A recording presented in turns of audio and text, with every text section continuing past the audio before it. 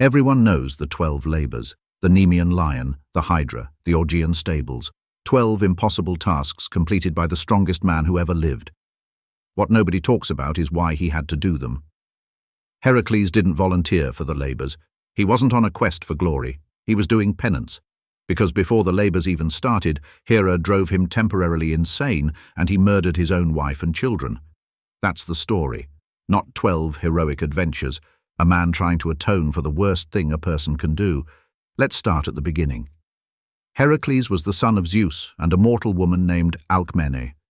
Zeus, being Zeus, had disguised himself as Alcmene's husband to sleep with her. The result was Heracles, half god, half mortal, and from the moment of his birth, the target of Hera's hatred. Hera's anger at Heracles wasn't really about Heracles. It was about Zeus. Every time Zeus fathered a child with a mortal woman, Hera took it out on the child. Heracles just happened to be the most famous victim of that particular pattern. She tried to kill him as an infant. She sent 2 serpents into his crib. The infant Heracles strangled them both with his bare hands. It's one of those moments from mythology that sounds like legend but actually tells you something real. This child was different from the start, and powerful forces were already arrayed against him.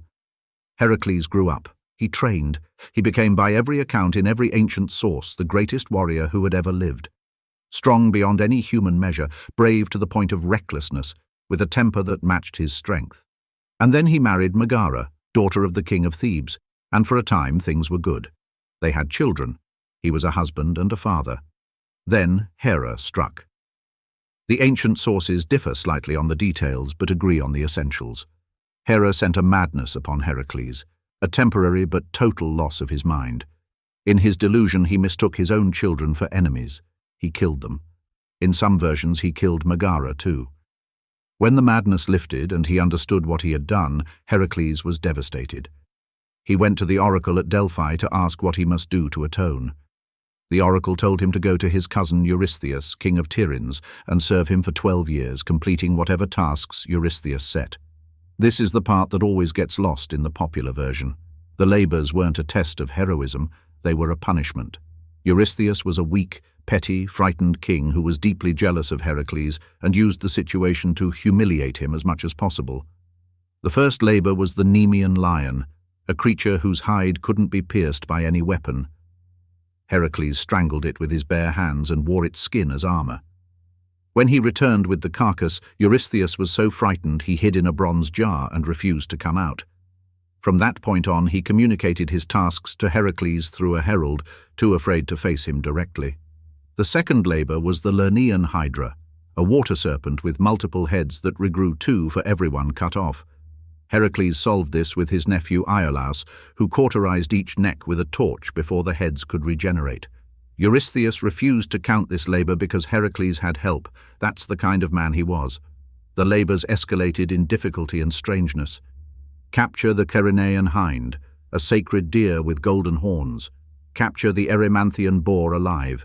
Clean the Augean stables in a single day, the stables of 3,000 cattle that hadn't been cleaned in 30 years.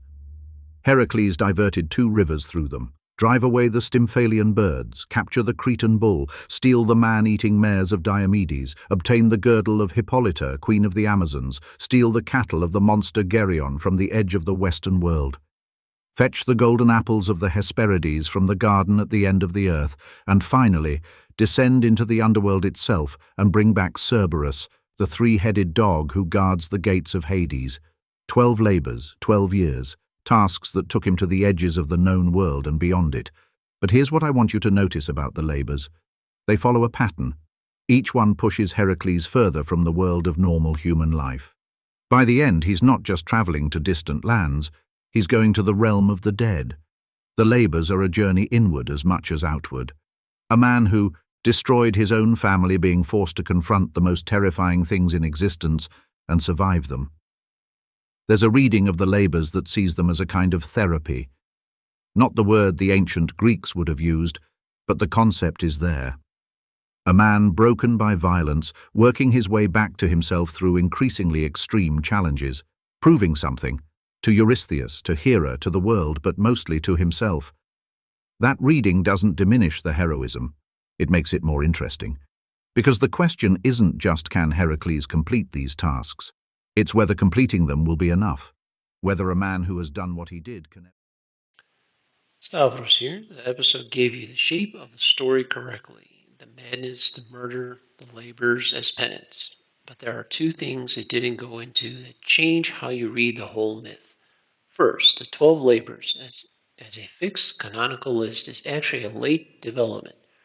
Early Greek sources give varying numbers and different tasks. Pindar, writing in the 5th century BCE, lists only some of them. The canonical 12, the list you know, doesn't appear as a complete fixed sequence until Apollodorus, writing somewhere around the 1st or 2nd century. That's roughly 700 years after the myth was already circulating, which means for most of the Greek history, there was no definitive list. The labors were flexible. Storytellers added and removed tasks depending on what they needed the myth to do. Second, the name Heracles translates as glory of Hera. The man Hera spent his entire life trying to destroy was named by the Delphinic oracle specifically to appease her. That naming was an attempt at reconciliation that clearly didn't work. The irony was built into him from birth. How old is Heracles? Older than Greece? Mycenaean linear tablets, clay records from roughly 1400 BCE, references figures with Heracles-type attributes, though the connection remains debated among scholars. What's clear is that at the time Homer is writing, Heracles was already ancient. He appears in the Iliad as a figure from a previous, more violent age, someone the current heroes measure themselves against but can't quite reach. The deeper root may go further back than Greece entirely. The hero Gilgamesh shares the same basic architecture: superhuman strength, divine parentage, a companion whose death breaks him, a journey that takes him to the edges of the world, an encounter with death itself. Scholars, including Martin West, in his work on the east face of Ilaclone, have traced direct lines of influence from Near Eastern epic tradition into Greek mythology.